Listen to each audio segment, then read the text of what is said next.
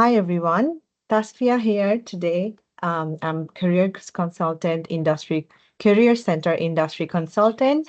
Welcome to our online Insights to Industry program.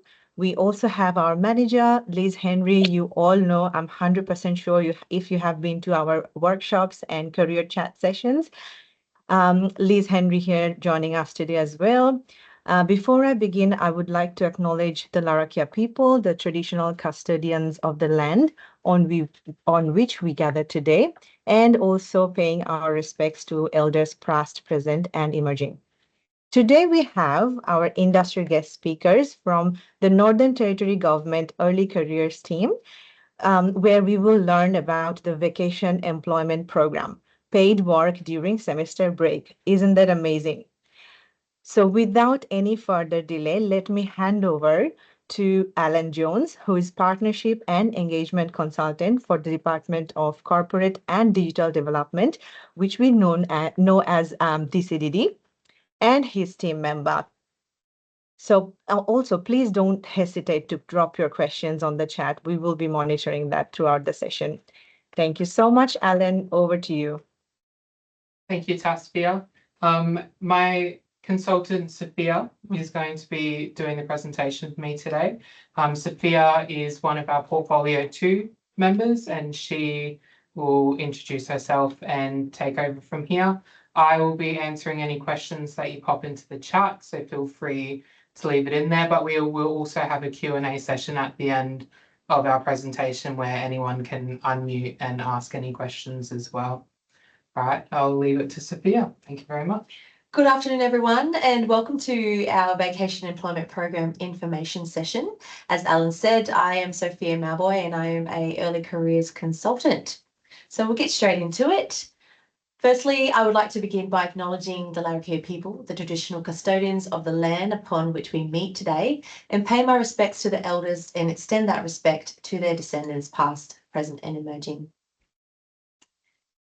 So yes, welcome. The Early Careers team support a number of government initiatives. These programs do include Aboriginal Employment Program, Work Experience, Traineeships, Vacation Employment, Scholarships and Graduate Program.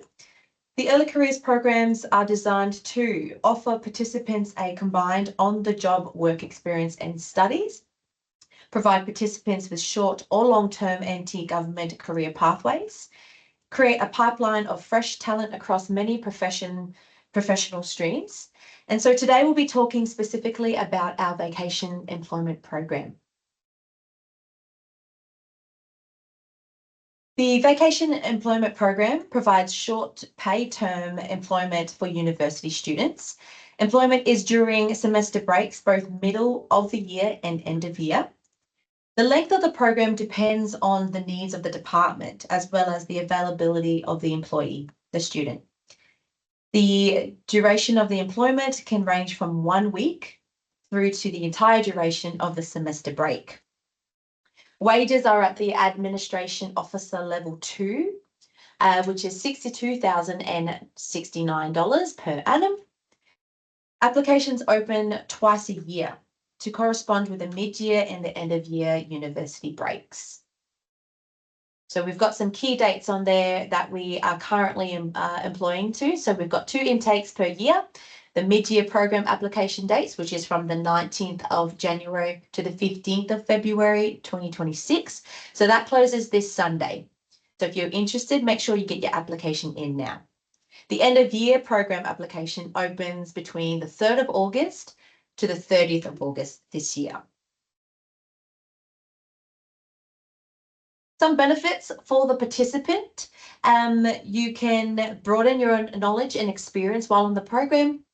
You get to gain an understanding of the working environment within government, align your study with the workplace, develop your career options and pathways across the government agencies, connecting with your peers and learning from the experts in the workplace, tackle real-world challenges with support and mentoring, and begin building a network with your key stakeholders and your managers. So building your relationships and meeting new people in high places and just, building up your networks. So eligibility, what is it to be eligible for the Vacation Employment Program? So you must have be a tertiary student currently studying at an Australian university. You must be enrolled on both sides of the semester break. So if you're applying for the mid-year intake, you must be enrolled in semester, two? Yeah, semester 2 and semester 3. And you must be an Australian citizen, resident, or a visa holder with the appropriate working rights. If you've got any questions around the visa, you can pop it in the Q&A and we can answer them there. Yes. So our application process and our timeline. So this is our application process. Applications, like I said, close on the 15th of February, this Sunday. While applications are open for a period after, early careers undertake what we call our eligibility screening. So during this process, we'll reach out to you if your application is missing any information. If you do not meet eligibility criteria, your application will not be processed. Northern Territory government agencies will then work with the early careers team to begin a recruitment process. During this process, we'll reach out to referees and you may be contacted for an interview. Employment offers are then sent out and upon acceptance, contracts are generated and then the program commences. So we've got a few dates underneath each of those headings there. So right now we're in stage 1 and then we'll move straight into stage 2 just after applications close early March. And then from there, the recruitment process takes place between March and April and so on and so forth. All right, so we're going to go into some application tips. So these are really important. So please make sure you're listening. And if you've got a pen and paper, take some notes here. So in our application process, we make sure that we're looking if you've got all of the supporting documentation. So when you apply, you must submit everything at that time of applying. So please ensure that you have an updated resume with the correct contact details. That's for yourself and then your 2 Australian referees as well. Your referees must be contactable and within Australia. Your resume should outline any work experience, any relevant qualifications that you have completed, any duties and achievements in previous roles. Ensure that you upload all the required documentation. So this reduces your chances of being assessed as ineligible, okay? So for example, we receive over, 200 to 500 applications every intake. So you must make sure that everything is in your application. The team will reach out to you at least once throughout this process to ensure that you've got all your documents. So make sure you keep an eye on the email address you put on your application. Read all the questions carefully. So when you're answering all those questions, make sure your response is to the question and make sure you've checked all the boxes and text fields that have been completed. So your referees, so make sure all your referees are aware that you have submitted an application. So give them a courtesy call perhaps or an email and make sure that you have a referee that will give you a good reference, okay? A referee is someone who you identify that has the relevant, job history with you and that is able to give you that really good reference. The information provided by your referee confirms what you have written on your resume and in your cover letter. And so make sure you also have a professional voice message and email. A lot of times we do have applicants, unfortunately, don't have a voicemail or they don't have a proper email address and we can't contact them and leave them any messages and follow-ups. So make sure you have that as well. Again, any questions about those tips, please put them in our Q&A. So to prepare you for interview, we've got some tips that we'll provide. So do your research about the agency and come prepared to ask any questions specifically about the area that you'd like to work in. So if it's finance, do some research in that finance area of the agency. You can Google. A lot of the departments, agencies are public facing. You can have a look at their websites. Take your time responding to questions and refer to other elements of the application. Candidates moving to the next stage. So if you are eligible and you will move to the next stage, make sure that you provide all of your information to the panel if they ask for it. The next stage you might hear about your application is when the panel is reaching out to you to organise for interview. Make sure you answer your phone. So with government, we tend to always call on a private number. So make sure that you answer those private numbers as it might be an interview coming your way. To check your phone messages as well, often panels will leave a voicemail on your phone number and make sure you get back in good timing. In the final stage, you'll either be successful and you'll receive a contract or a candidate care letter, and or an unsuccessful letter if you are ineligible. So you might receive an offer from more than one panel as well. So a really hot tip is to make sure that you write down which panel member is contacting you with their first and last name, get their phone number and their email as well, and make a list so you can keep track of all the panels that are trying to contact you for a position. So if you've got any questions, we'll answer them right now. And if you need us to go back to any of the slides, we can also do that. So yes, the floor is open for any questions you might have.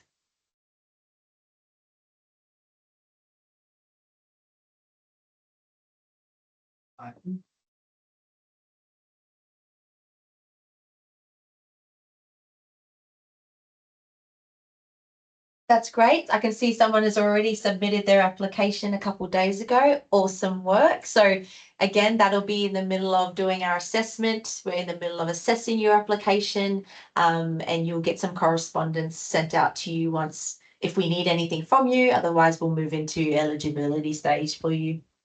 So we had a question come through. What do you look for in a cover letter? So your cover letter should address the position, and it should address a little bit about you. It should provide us with a sense of who you are, you know, if you are still studying, what you're studying, and also where you would like to go. You know, what's your future aspirations look like there? We also had a question just before, where do you submit your application? I put a link in our chat to our mid-year intake, which closes this Sunday. So it's through the jobs.nt.gov.au website. If you do miss the deadline for the applications, do reach out to us just in case we can take late applications. We can't promise that we will be able to take a late application, but it's worth reaching out to our early careers at nt.gov.au email account. And sometimes applicants will have a tricky time. You might have an error message where you can't submit your application and it stays open.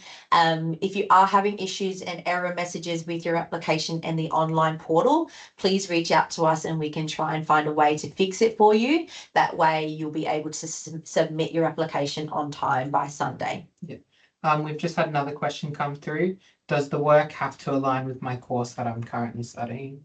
So in terms of the job that you'll go into, so it's a preference, and sometimes we might not always have the area of choice available. So if you've got an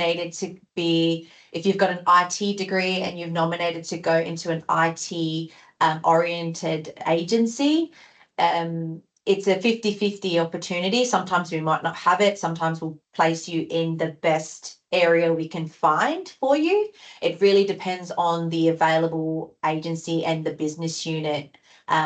So yeah, we do a bit of, I guess, research, and we make sure we place you in the best place possible, but sometimes it might not always be a perfect match. We've had another question saying, I'm in my semester break right now and my classes start for March, and we need to do our internship in March as well. Is it okay if we do this placement as internship? So I guess it's essentially a very similar process. I'm not entirely sure if you would call it an internship.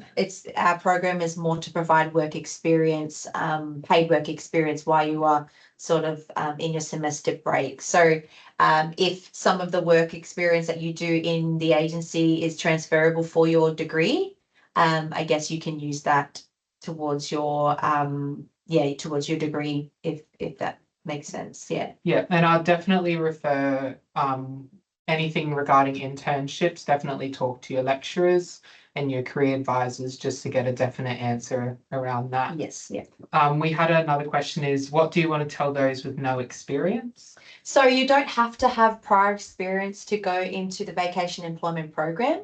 So this program is for students to gain knowledge, to gain some understanding, to gain the experience in a government agency. And so you can have something at the end of the day to put on your resume. So this is our job enabling, job building experience for you. So no, you do not have to have the exact, experience, the prior experience before you come into the program. What you do have to have at least is all of the eligibility criteria requirements that is on the application, which you will see. And you also just have to provide, just all your supporting documents. Just make sure you have that. And any experience that you do have, make sure you put it on your resume. Yeah. And what helps a candidate stand out in a competitive application pool? Very good question. So firstly, like I just mentioned, make sure you have all of your applications, all of your documents in supporting documents in your application. Just to make sure you have your cover letter. Make sure that with your referees, I think sometimes this is a really big one where it might set a few people back. Referees might be out of town, they might be on holiday, so they're not easily contactable, which can put a delay on your application. So when you do apply, make sure that you let your referees know you've got all your documentation in, and things like visas, make sure that they are clearly articulated in your application as well, to give yourself the best chance and to get ahead. But as it is, like with every other job, it is competitive, and it does come down to what the agencies are looking for as well. So we could make you eligible for the program, but as soon as your application goes to an agency for interview, it is totally up to them, just like any normal job interview process. Yeah, and we've been fielding a lot of questions through our early careers hotline regarding if someone has to put forward a current relevant referee.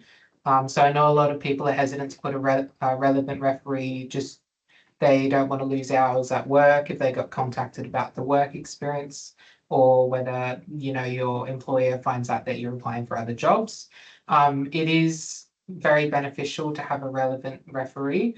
If you're very hesitant to put a referee, I'd suggest putting their name down and referring back for us to reach out and ask for their contact details.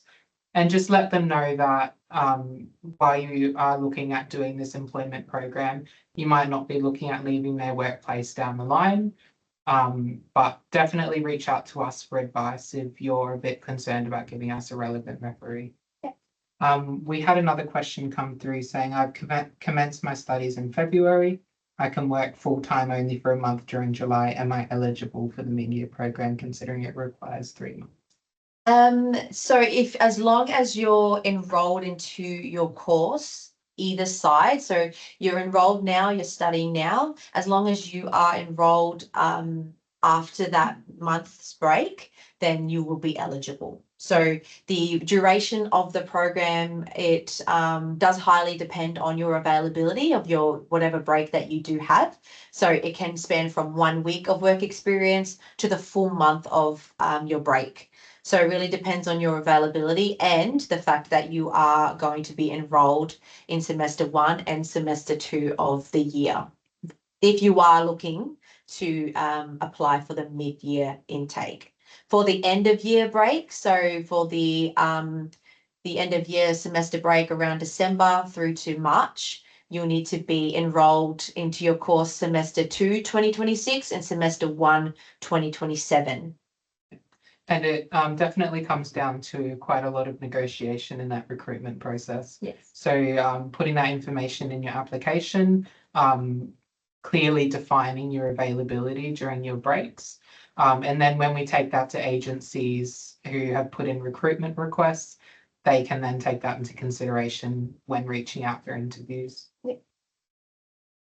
Regarding the reference checks for the mid-year vacation programs, could you clarify at which stage they are typically conducted? Will they be contacted immediately after the application closes, or only after a successful interview with a specific agency?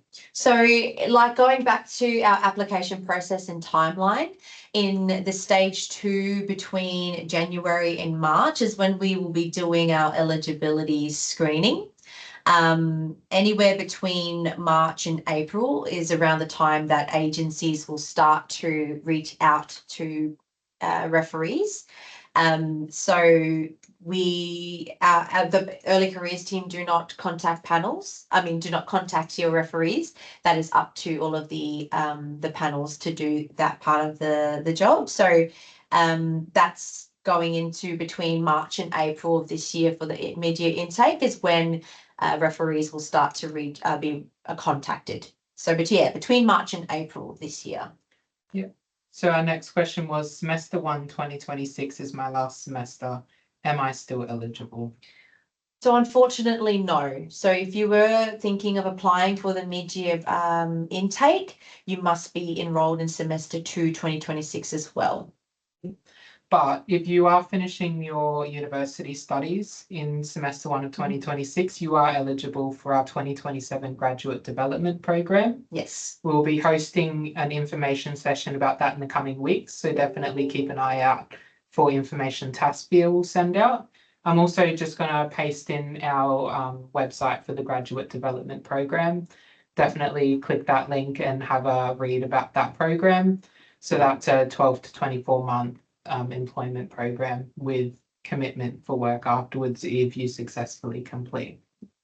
So any students that are online today, if semester 1, 2026 is your last semester in your degree, the graduate development program is something that we could definitely talk about. So definitely enroll or apply to go to that information session in the coming weeks.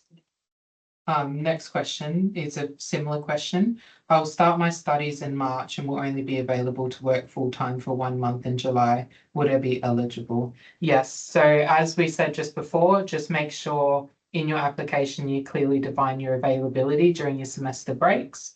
When we take that application to agency, they'll take that into consideration in the recruitment process. And if it fits into what they're looking for, they'll reach out for further interviews and referee checks and stuff.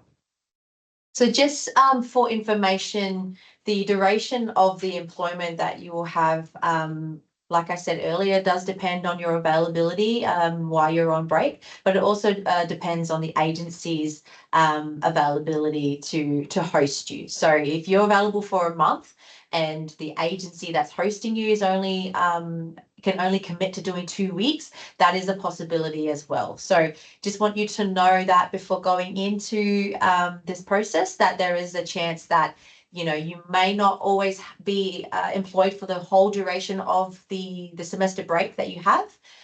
It could definitely vary depending on the hosting agency's availability as well.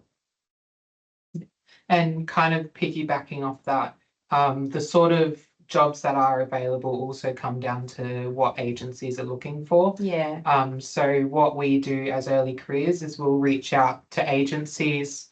So we opened this up, I believe, in December last year, reaching out to agencies saying, we've got our vacation employment program happening mid-year next year. Please submit a recruitment request.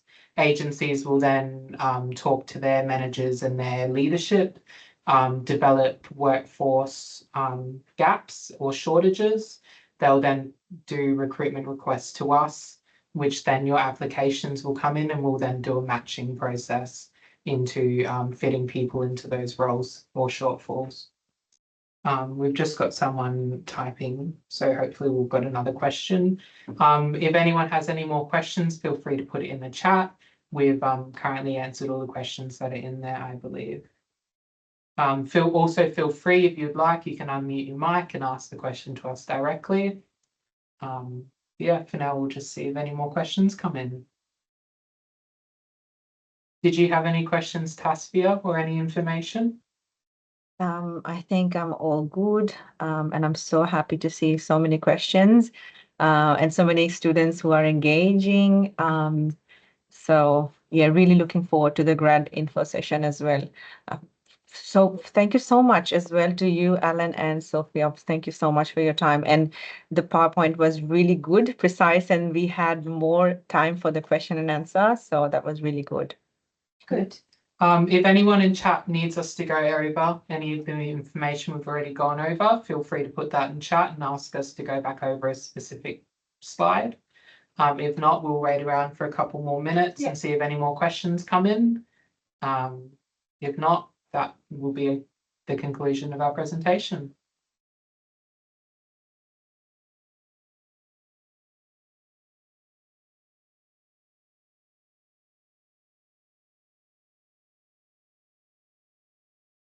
I can see two typing. Yeah, Yeah. I've been watching the blue typing icon up and down. Yeah, and also if you have questions and you think of them later, you can reach out to Tasfia, or you can send us an email directly to workforceservices@nt.gov.au. Alan will chuck it in the chat there. And then, flick us any questions that you have during the process or just before flicking your application off, and we can answer your questions there and then. But yes, just reiterating and making sure that you have all of your documents. So your cover letter, make sure you have your cover letter. It's a 1-page cover letter as well. We will only accept 1 pages. If not, we will go back to you and ask you to condense it to 1 page. Your resume, just making sure you've got all the relevant experience that you've already done, or that includes overseas. We want to see it all. And then your 2 referees, Australian referees and current referees, and then attach any attachments like your qualifications or courses that you've done, making sure that you've done all of that. And then if you are a visa holder, making sure you've got the relevant visa, the current visa. And then if you are waiting on any visas, or you, because I know some students that they have to wait a period of time before they can apply for their next visa, just putting as much information in your application. We do have comment sections throughout the online application where you have an opportunity to write some background and context for things. So make sure you utilize that section as well. And then hitting the button. And then if you have questions between waiting to hear back, you can always give us a call for a status update, or email us. Yeah. And just to bounce off that as well, I had a query come through the other day that someone was going through a visa appeal process, and so they weren't too sure whether the appeal was going to get cleared or not. I would advise just to put all the relevant information into your application, whether you're unsure or not if it will go through. We can then reach out throughout the application or the recruitment process and keep checking in to see if that visa comes through. We've had a couple more questions come through. So just a clarification on what we mentioned earlier on whether the program could be 1 week to 3 months. It depends on the available jobs that agencies send through to us. Some agencies could be looking to fill some gaps through some very busy time. So they might put in a request for 1 week, or they might be like, we need someone for a month in this position.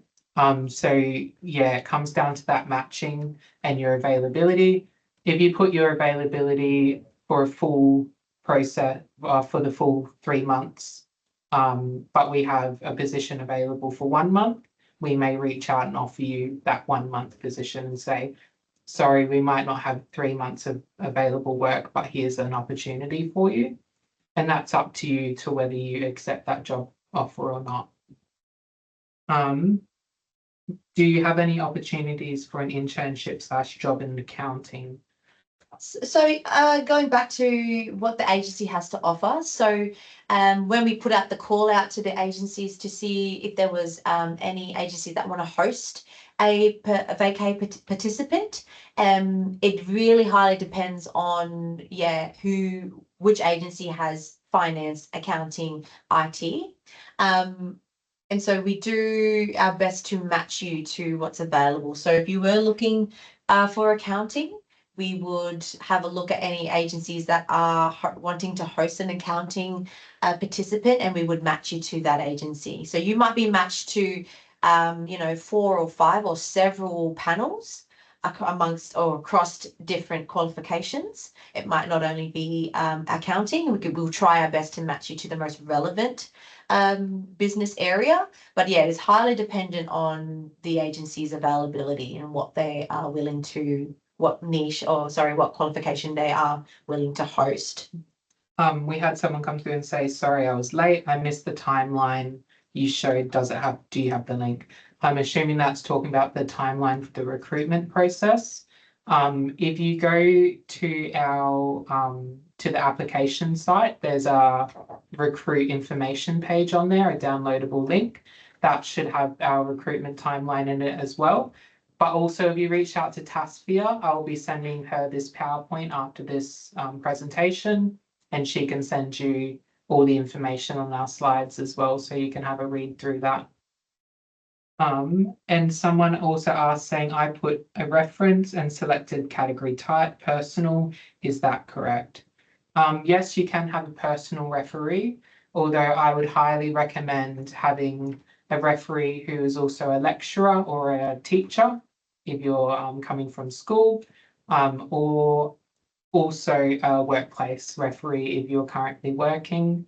If not, a personal referee is fine. Make sure you let us know in what personal capacity you know them, whether it's a friend, a family member, or even like a fellow university student who can attest to your studies. Yeah, just whatever the best current referees you've got, just put in there. And if you can also utilize contacts if you are going through job enabling services. You can also use your caseworker, your case manager at those businesses as well. And remembering that your referees are there. Utilize your referees to ensure that you get a good reference. So talking to your character, about your work ethic, so people that are going to give you a good reference in regards to a job. And just going back to something Sophia said earlier is check in with your referees and make sure they're aware that you're applying, because you want your referee to be prepared to take the phone call or receive the email from us asking for more information about you or with a list of questions. And the more prepared they are, the better their responses generally are for us. We had someone come through and say, I'm a first year student with bare experience in the field. Does that affect my resume? No, like I said earlier, you don't need a lot of, I guess, relevant experience to be part of the Vacation Employment Program.